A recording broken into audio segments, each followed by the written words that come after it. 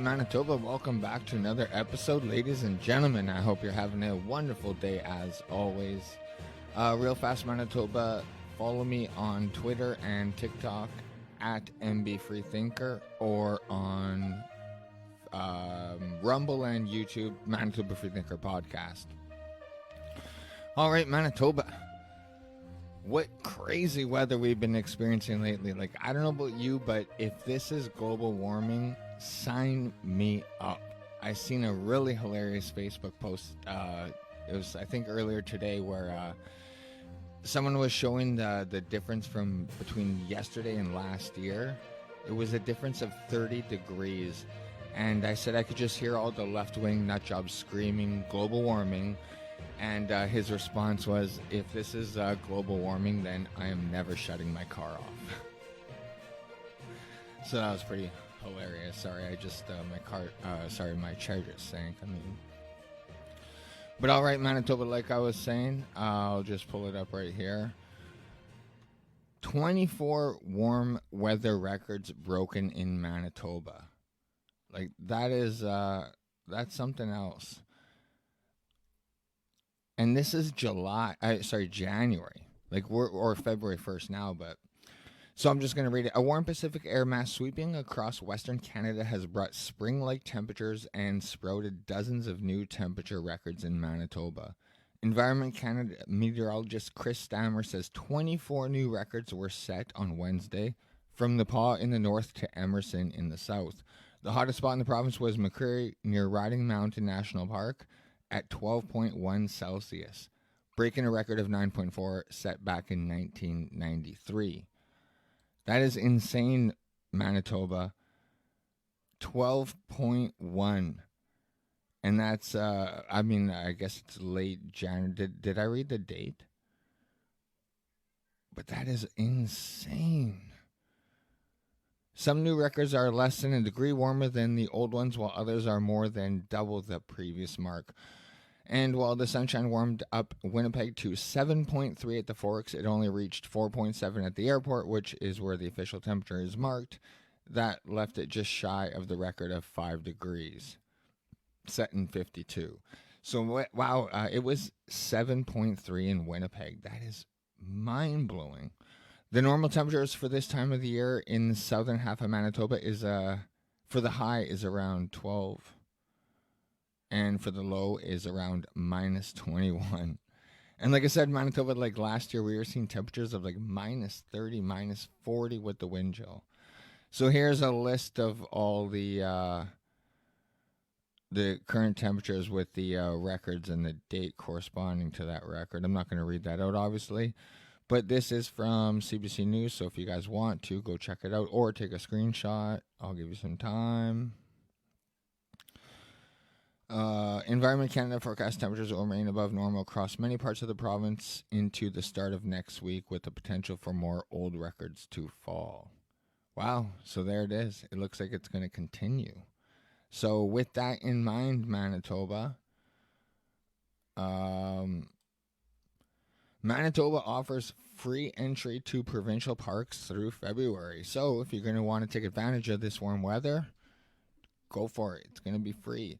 Manitobans are being invited to explore the outdoors with free entry to provincial parks throughout the month of February. So this is month-long, Manitoba. The government is waiving the fees not only to encourage people to try out the many winter activities available, but also because affordability is at the top of mind of many families. So provincial parks offer many different trail systems, including these groomed for cross-country skiing, fat biking, snowshoeing, and hiking, the release states. Paint Lake, Spruce Woods, and Turtle Mountain provincial parks also offer outdoor skating areas, hockey rinks, and toboggan hills. Hecla Grindstone Provincial Park has ice fishing shelters on Lake Winnipeg that are free to use, and people looking to downhill ski and snowboard can visit the Assisipi Ski Resort in Assisipi Provincial Park or the Falcon Ridge Ski Slopes in White Shell Provincial Park. Park interpreters in Birds Hill, Spruce Woods, and White Shell Provincial Parks offer guided programs to enrich visitor experiences. Some programs planned for February include wolf howl hikes, snowshoe treks, ski clinics, Quanzai building, and ice fishing. While vehicle permits are not necessary for February, snow passes are still required for snowmobiles using designated trails. Vehicle permits for 2024-25 will be available for purchase beginning March 1st. So there it is, Manitoba, if you want to take advantage of... I mean, I don't know if all these winter activities will actually be available if these... if this weather continues, but I mean, like, there's going to be no snow to ski on. But Manitoba, so that's the good news. Like, everyone loves warm weather, especially when, like I said, we're usually dealing with minus 40 with the wind chill. The bad news, and I mean, it's pretty fucking mind-blowing. Let me just wait for it to load. From CTV News, more than 400 kgs of meth seized at the Manitoba border. So there's going to be a lot of unhappy people. And the thing is, Manitoba, we all know that the meth heads are still going to get theirs. So it kind of makes you wonder, how much meth is actually in Manitoba? If they just seized 400 kg, I'll read the article, but that's like street value $50 million. And guaranteed meth heads are still going to get their meth. So, how much? The Canadian Border Service Agency and RCMP seized 406 kilograms of suspected methamphetamine at the southern border crossing earlier this month. It was the largest seizure of narcotics by the CBSA in Prairie history. Quote, without a doubt, their work has made an impact and will stem the availability of this incredibly dangerous drug, a drug that has already impacted so many lives, said Inspector Joe Tellis with Manitoba RCMP's Federal Policing Unit. According to Ken McGregor, CBSA Chief of Organization Operations, the seizure took place on January 14th at the Beausejour port of entry following the search of a transport truck headed to Winnipeg from the U.S. Quote, the truck was selected for further examination. It was during that examination that officers found narcotics in several large suitcases. It's like they're not even trying anymore. Suitcases? The seized drugs are valued at approximately $50 million.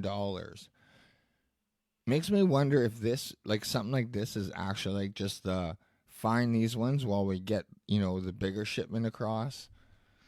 Just kind of worried if like $50 million is the one they are okay with getting caught. Because, I mean, suitcases? That doesn't even look like seems like they're trying. The driver has been charged with importing meth and possession for the purpose of trafficking. He will appear in Manitoba court in February. So, yeah, he's probably definitely out on bail. Tellis said even though an arrest has been made and drugs seized, there is still a lot of investigative work to do. Quote, normally this type of seizure is the result of an extensive years-long investigation, he said. In this instance, we have a massive quantity of drugs and now need to work backwards to look at every detail. So, I mean, with that being said, hopefully this will lead to more arrests. That's, I guess, always the hope. Tellis believes due to the... 10 of you are the best. Tellis believes due to the origin and size of the shipment that organized crime at the local, national, and international levels are involved, and the drugs would have been distributed in Winnipeg, Western Canada, and Ontario. Quote, large illicit drug shipments such as this one and the subsequent distribution of these drugs is closely associated with increased violence in our communities as street gangs and organized crime networks fight over territory and who gets to sell to the users, he said. Quote, that's why this seizure is so important. It will make a difference to many lives and communities throughout our country, end quote.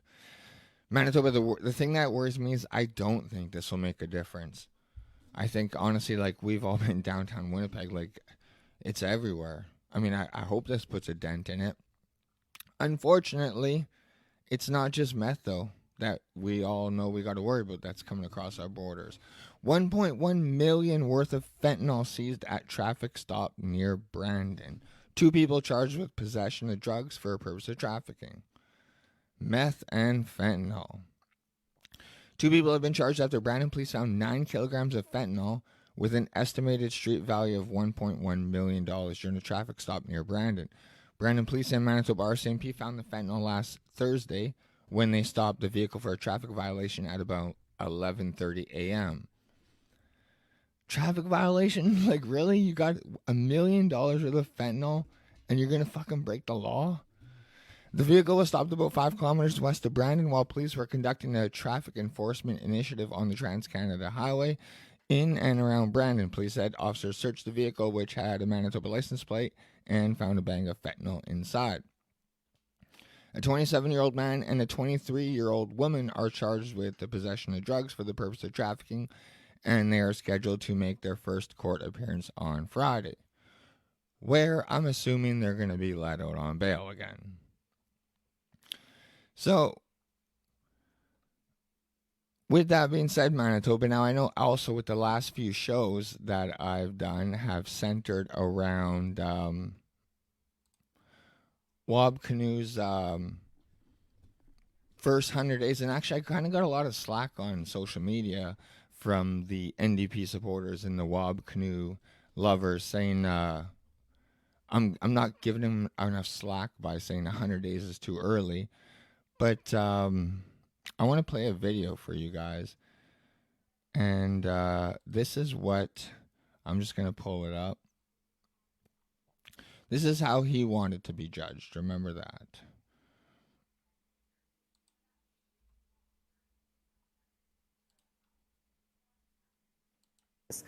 If elected, what immediate action will you take to crack down on crime within the first 100 days? Bail. We'll start with bail right away. There's no need to wait for other levels of government to take action here. We can implement bail reform at the provincial level. And so within the first 100 days, to your question, we will direct the Ministry of Justice to implement stronger conditions on bail to keep you safe in the community. All right. So, first 100 days, I think we could safely say that didn't happen, which brings me to my next clip I'd like you guys to take a listen to. The Forex.com app. Use one swipe trading to enjoy lightning fast trading wherever. All right. Back down on the people. Let me pause that.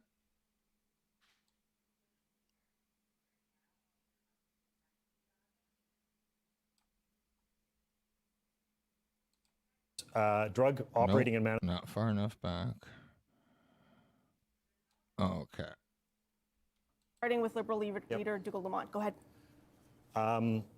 Look, I know this is a question for Mr. Canoe. I know the PCs have kept talking tough on crime, but frankly, they are the ones who've been in charge for 7 years.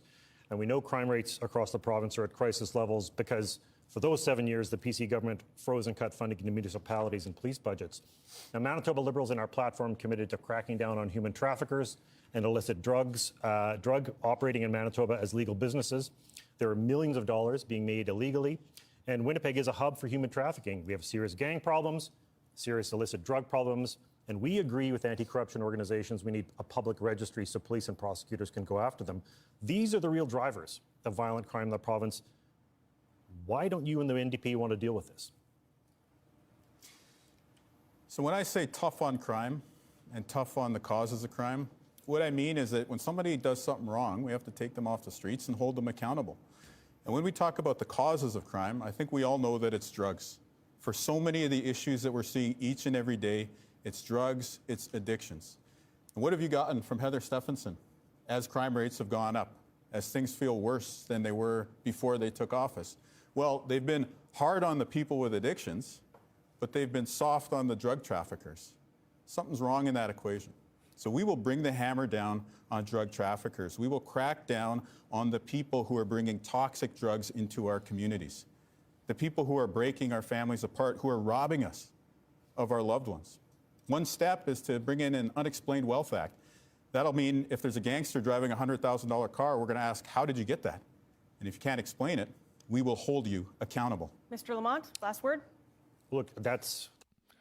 All right, Manitoba, so there it is. It seems like we're getting just more talk from the NDP like many said that we're going to get. So that is the bad. Now, Manitoba, I wish I could just stop there, but unfortunately it gets worse and creepily worse. Made request surge in Manitoba. 2023 sees record high, data shows. So requests, this is from Global News. Requests for medical assistance in dying made have surged in Manitoba with record highs last year, according to recent data.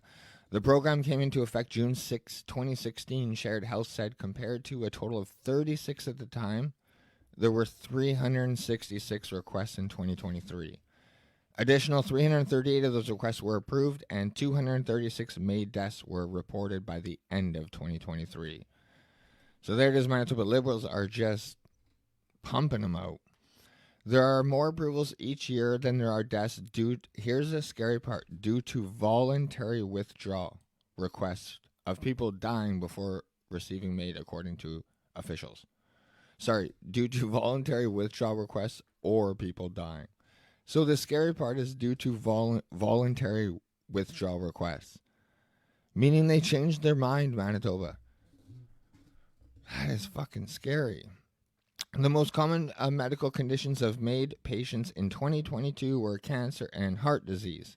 And this freaks me out, Manitoba, and I'm a survivor of cancer, and I hate saying the word survivor. It's retarded. I didn't go to war. But I, at one time, had cancer. And this still freaks me out, man. I mean, I would never choose to kill myself. That's crazy. Quote, often the calls we get are more complicated calls. We know that 63% of people have MAID because they have cancer, and the average age is about 77, said Helen Long, CEO of Dying with Dignity. 77's young, Manitoba. Canada is not ready to expand eligibility for medical assistance in dying to people with mental health as their sole medical condition. Is something that they're thinking about doing. Is that not fucking mind-blowing in Canada? If you're sad, you can kill yourself. I know it's a little more than just being sad, but just for mental health issues, that is a slippery slope. The government has been facing a March 17 deadline to expand eligibility for assisted death to people whose only medical condition is a mental illness. The minister said the government plans to table a response to the report in the coming days that will ask for more time to implement the change, but did not say how much time the government will be asking for beyond the current March deadline. Quote, we agree that the conclusion that the committee has come to that the system is at this time not ready and more time is required. Thank God. The College of Physicians Manitoba has a public consultation draft available on its website, and CEO Dr. Anna Zomak says the main aspect that has been paused is when mental health is the only identifying condition. Meanwhile, the consultation is about patients with other conditions where death is not reasonably foreseeable. Quote, so congestive heart failure, for instance, you get to the point where your heart is no longer functioning well. One can guess how long that's going to be, but it is not reasonably foreseeable until you're in the end stages. So unfortunately, Manitoba is for people who have a bad heart, and because our health care system in Canada is a complete fucking disaster, that they're not going to give you help. So they're saying instead of us giving you help and fixing you, for what you pay for, free health care, we just want you to die. And we want you to choose it. So that's what Canada's doing. It's mind-blowing that and Canada is leading the world in government-assisted deaths, believe it or not, which is very, very fucking disappointing, disheartening. So I will leave you guys with a little bit of positivity. And actually, this is across both political platforms, so no one can really take credit for it. But I mean, it's easy to change something that is such a disaster, but at least I will point out good things when I do see them. New report spotlights Manitoba's progress to reduce doctors' red tape. So that's good. I mean, we're moving in the right direction. So Manitoba is one of two provinces being praised for the progress being made in reducing physician red tape, according to a new report by the Canadian Federation of Independent Business released Thursday as a part of the CFIB's 15th annual Red Tape Awareness Week. Quote, Manitoba was one of the first provinces to jump up and say, we're going to take on this challenge and establish a joint task force to measure the burden and set a target and reduce the paperwork burden on our physicians. And real fast, Manitoba, quote said by Brianna Solberg, CFIB Director of Provincial Affairs for the Prairies and the North. Quote, we're really happy that even though there's been a change in government, the NDP government indicates that they are still dedicated to continuing on with the work of the task force to measure and reduce the administrative burden on the doctors. So that's what I was going to say. This initiative started with the PC government, so it's not an NDP initiated thing, but they're willing to continue it, which is good, and it seems to be working according to this report. Manitoba doctors are spending nearly, according to this report, Manitoba doctors are spending nearly 600,000 hours on unnecessary administrative work and challenged the government to help physicians better manage patient backlog. A year later, a new snapshot spotlights Manitoba's major progress, taking on CFIB's challenge, and reiterates the need to make red tape reduction in healthcare a priority. Quote, we know that reducing the paperwork burden is not a silver bullet to solve all of the problems in the healthcare system, but it's one simple low-cost way for government to address some healthcare challenges that they're facing, including patients' access to a family doctor, wait times, and shortage of healthcare professionals in general, said Solberg, noting a strong majority of small businesses they surveyed want government to reduce unnecessary paperwork for physicians so the latter can focus on patient visits. I agree. Also, it helps physicians. We heard from doctors last year that the paperwork they're dealing with doesn't just take away time from seeing their patients, but it affects them as well with their mental health and time with their family. So Nova Scotia and Manitoba are leading the way by measuring the administrative burden on physicians and setting a reduction target. CFIB found the two provinces achieved significantly more progress than the rest of the country, with Nova Scotia having eliminated an estimated 250,000 hours of unnecessary physician paper burden. In Manitoba, a joint task force was established last February with the CFIB and Doctors Manitoba to take an inventory of the time physicians spent on paperwork, set a reduction target, and support initiatives to reduce physicians' administrative burdens in the province. NDP extended the mandate of the task force. So unfortunately, we don't have a number of how much our doctors cut down. But either way, that is, like I said, a step in the right direction. That's not really a win, but, let's keep it up. And Manitoba, this I would consider a win. Might get a lot of slack from some hardcore conservatives, but just remember, Manitoba, shitty people start out as kids. And it ain't these kids' fault if they go to school hungry because they have shitty parents. So I am 100% in agreement to this. Finally keeping Manitoba tax dollars spent on Manitobans and Manitoba children. There's no race tilt to this. There's no gender tilt. It's just Manitoba children who are hungry now get to be fed. And just think about it, Manitoba. I'm sure most of you out there have been hungry at one time. Think about being a kid in school and fucking being in pain because you're hungry. There is no way you're going to learn. And then what happens? You end up stabbing people. So I will applaud Wab Canoe on this. I agree 100% with it. I'm usually for spending tax dollars on Manitoba, keeping it in Manitoba. So Manitoba to spend $30 million to expand school lunch program. Manitoba's school lunch program is set to expand for the 24-25 school year. Premier Wab Canoe and Education and Early Childhood Learning Minister Nello Altomer announced it will be investing $30 million next year into school lunch programs. Quote, we have seen firsthand when students have access to healthy, fresh foods every day. It boasts student learning and success, a fact that is clear to educators in a classroom setting. Altomer said in a news release, the funding allows children to focus on learning so they could excel in school, end quote. which again, I 100% agree. There's no way you're going to focus on anything if you're hungry. And I don't just mean like you're hungry, you want a snack. I mean like you're hungry, you didn't eat today, and you ain't going to eat today, and you're probably not going to eat tomorrow. That's a whole nother ball game. And again, we're talking about kids, Manitoba, kids living in Canada. So I agree with this. Of the 30 million, 15 million will be paid directly to school divisions for meal programs based on enrollment and socioeconomic factors.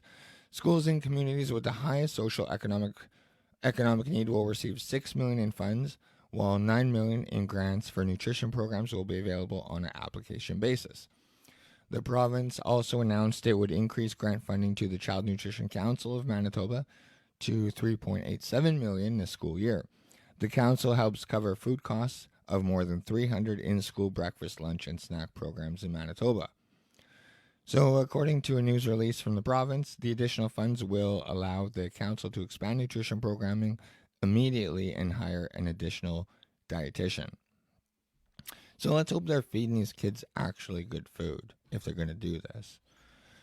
Quote, recognizing the importance of nutrition as a basic need for academic success, having a universal program at each school community means that they don't have to fundraise to get the basic need met, said Irene Nordham, school board trustee, Louis Riel School Division, in a news release. Quote, this is going to take time-consuming work and lots of stress off the backs of teachers and administrators, end quote. So there it is, Manitoba. I think that is, like I said, a good thing, but I don't want to repeat myself. All right, Manitoba. That was, where's the timer at? 27 minutes. Perfect timing. Half hour. There it is, Manitoba. Thank you so much for tuning in to another episode. I kind of like it doing it this late, 9:30. I don't know. I was going to start doing them at 7, but I think I might start at 9 o'clock. I like it. But either way, I'll probably catch you guys, I guess, Saturday. Maybe I'll do every second day. I don't know.